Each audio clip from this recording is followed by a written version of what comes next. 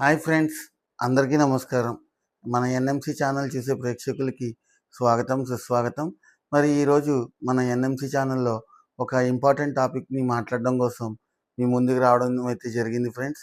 మరి ముందుగా ఆ టాప్ ఆ టాపిక్ తెలుసుకునే ముందుగా మన ధ్యాన గురువులైన బ్రహ్మర్షి పితామహ పత్రిజీ గారికి శతకోటి వందనాలు తెలియజేసుకుంటూ, అలానే మరి నాకు ఈ అవకాశం ఇచ్చిన నేచర్ మెడిటేషన్ ఛానల్ వారికి శతకోటి వందనాలు తెలియజేస్తున్నాం ఫ్రెండ్స్. మరి ఈరోజు మనం తెలుసుకోబోయే టాపిక్ ఏంటంటే రథసప్తమి అంటే ఏంటి, రథసప్తమి యొక్క ప్రాముఖ్యత ఏంటి, ఆ రోజు అసలు పెద్దలు చెప్పిన ఆచరించాల్సిన ఆచారాలు ఏంటి, ఈ యొక్క విషయాలు క్లుప్తంగా తెలుసుకునే ప్రయత్నం చేద్దామా. మరి రథసప్తమి అంటే దాని అర్థం ఏంటంటే సూర్య భగవానుడు తన యొక్క 7 గుర్రాలతో తిరిగే రోజు అన్నమాట. తన యొక్క రథానికి 7 గుర్రాలు వేసుకుని తిరిగే రోజుని రథసప్తమి అంటారు.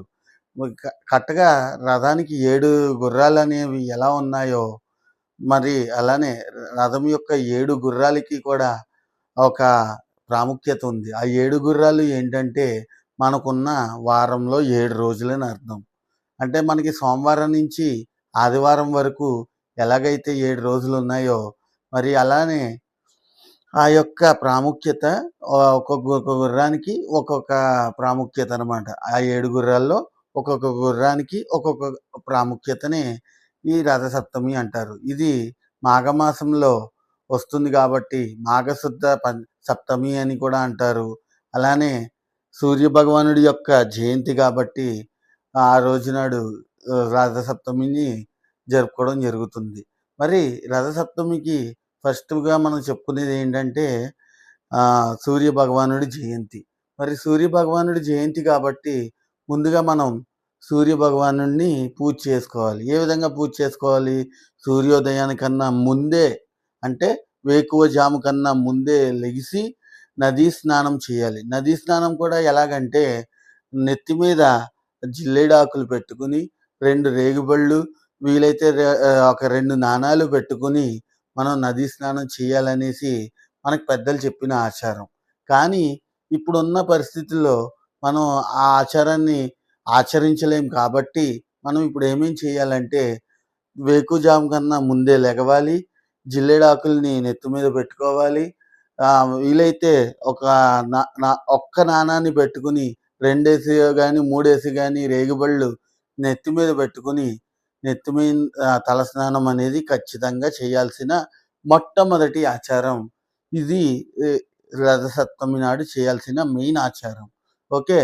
మరి సూర్య భగవానుడికి నమస్కారం పెట్టుకోవాలంటే ఆయన యొక్క స్తోత్రం ఉంది. ఏంటది?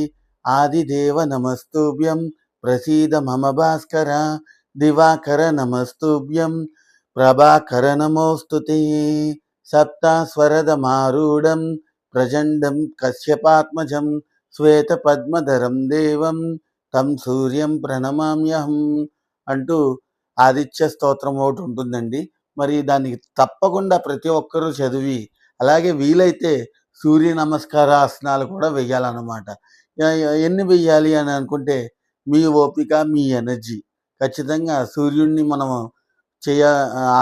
ఎప్పుడు ప్రతిరోజు దండం పెట్టుకోలేం కాబట్టి ఖచ్చితంగా ఈరోజు మాత్రం చేయాల్సిన ఆచారంగా భావిస్తూ ప్రతి ఒక్కరూ కూడా సూర్య నమస్కారాసనాలు చేయాలి.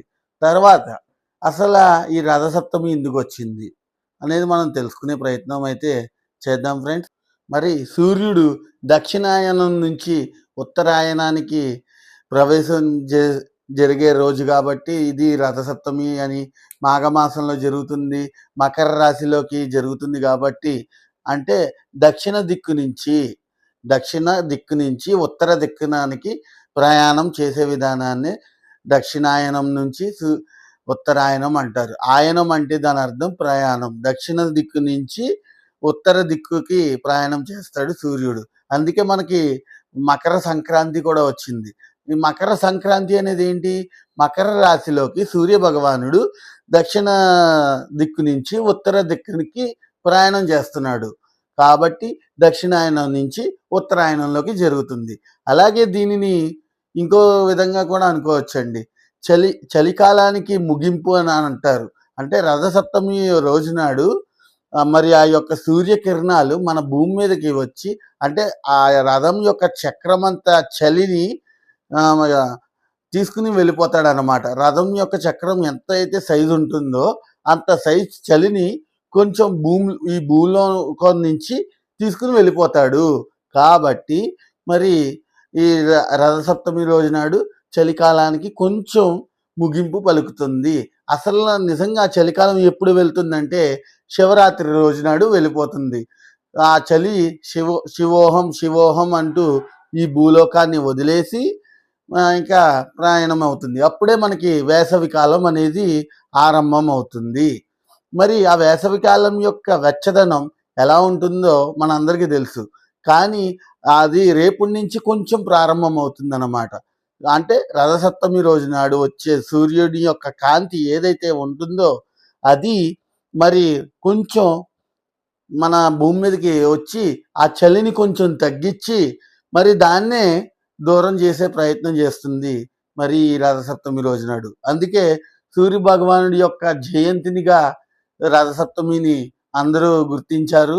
మరి రేపు సూర్య భగవానుడి యొక్క జయంతి కాబట్టి ప్రతి ఒక్కరూ కూడా ఈ ఆచారాన్ని ఆచరించాలి. జిల్లేడాకులు దొరుకుతాయి అందరికీని. జిల్లేడాకులు తీసుకోవడం, అలాగే 2 రేగుబళ్ళు తీసుకొని నెత్తి మీద పెట్టుకుని తలస్నానం చేయాలండి. ప్రతి ఒక్కరూ తలస్నానం చేయాలి. ఎందుకంటే మరి మనం చలికాలానికి స్వస్తి పలుకుతూ, అలాగే వేసవి కాలానికి స్వాగతం పలికే రోజు కూడా రేపే కాబట్టి మరి ప్రతి ఒక్కరు ఈ ఆచారాన్ని పాటించాలండి. అంతేకాకుండా మనం ఇంకా చేయాల్సింది ఏంటంటే, ఇంకా ఏమైనా చెయ్యాలి అని అనుకుంటే కనుక ప్రతి ఒక్కరూ కూడా ఇంకా ఎవరు ఎలా ఉన్నా సరే, ఏ స్థితిలో ఉన్నా సరే రేపటి నుంచి శాకాహారాన్ని తీసుకునే అలవాటు రేపటి నుంచి ఖచ్చితంగా ఆచరించాలని కోరుతున్నాము. ఎందుకంటే ఒక జీవిని చంపితే మనకి వచ్చే లాభం ఏమీ లేదు. ఎంతోమంది మాస్టర్స్‌కి తెలిసి విషయం. ఒక జీవిని చంపే హక్కు మనకు లేదు.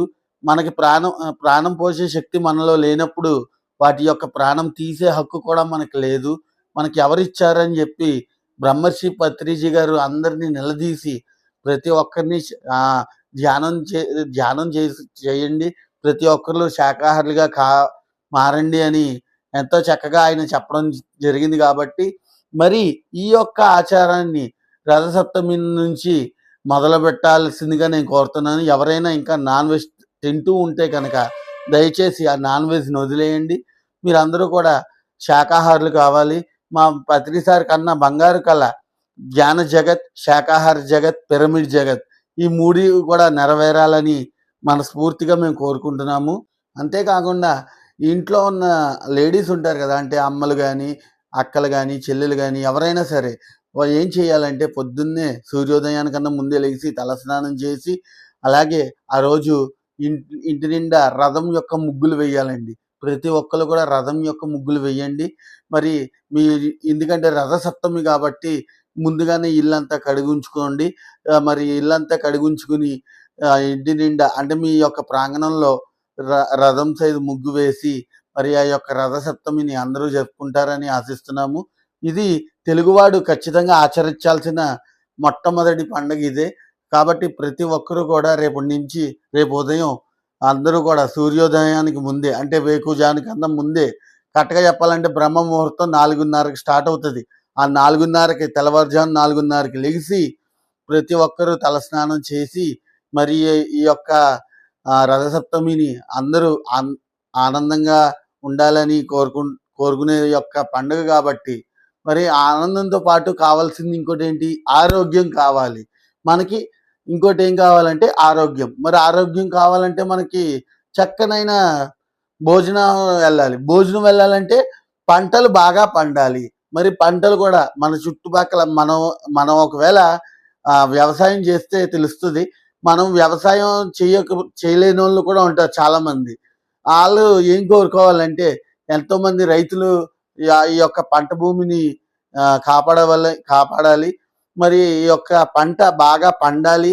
అలాగే ప్రతి ఒక్కరు కోరుకునేది ఆనందంగా, ఆరోగ్యంగా జీవించాలని కాబట్టి మన యొక్క పంట అనేది ఖచ్చితంగా బాగా రావాలనేసి కోరుకుంటారని ఆశిస్తూ మరి నాకు ఈ అవకాశం ఇచ్చిన NMC channel nature meditation channel వారికి ధన్యవాదాలు తెలియజేసుకుంటూ థ్యాంక్ యూ.